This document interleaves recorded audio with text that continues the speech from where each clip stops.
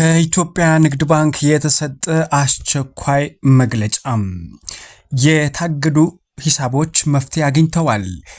የተከበራችሁ የኢትዮጵያ ንግድ ባንክ ውድ ደንበኞች በሙሉ በኢትዮጵያ ብሔራዊ ባንክ መመሪያ መሰረት በተመረጡ ከተሞች የሚገኙና ከፋይዳ መታወቂያ ጋር ያልተሳሰሩ የባንክ ሂሳቦች ላይ ተጥሎ የነበረው የእንቅስቃሴ እገዳን በተመለከተ ባንኩ አዲስና ፈጣን መፍትሄዎች የያዘ መግለጫ አውጥቷል።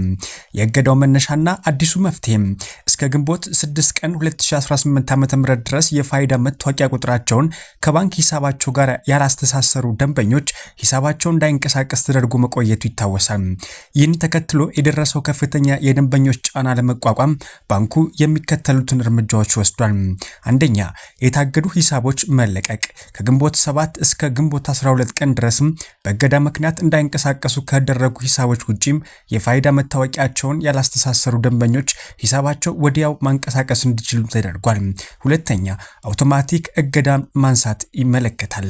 ከግንቦት 12 ጀምሮ ደንበኞች የፋይዳ መታወቂያቸውን ከሂሳባቸው ጋር እንዳስተሳሰሩ የባንኩ የመረጃ ስርዓት ሲስተም በራሱ ጊዜ እገዳውን እንዲያነሳ ተደርጓልም ብሏል።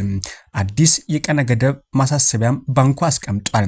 እስካሁን ያላስተሳሰሩና በሌሎች የሀገሪቱ ክፍሎች የሚገኙ ደንበኞችም የፋይዳ መታወቂያቸውን እስከ ሰኔ 30 ቀን 2018 ዓ.ም ድረስም በማስተሳሰር ሂሳባቸውን በቀጣይነት ማንቀሳቀስ እንዲችሉም ባንኩ በጥብቅ አሳስቧል። የማስተሳሰሪያ አማራጮች በተመለከተም በማንኛውም የኢትዮጵያ ንግድ ባንክ ቅርንጫፍ በአካል በመገኘት ማመልከት ይችላልም ብሏል። በባንኩ የበይነ መረብ ወይም የኦንላይን ማስተሳሰሪያ አማራጭም መገልገል እንደሚችሉ ነው የገለጸው።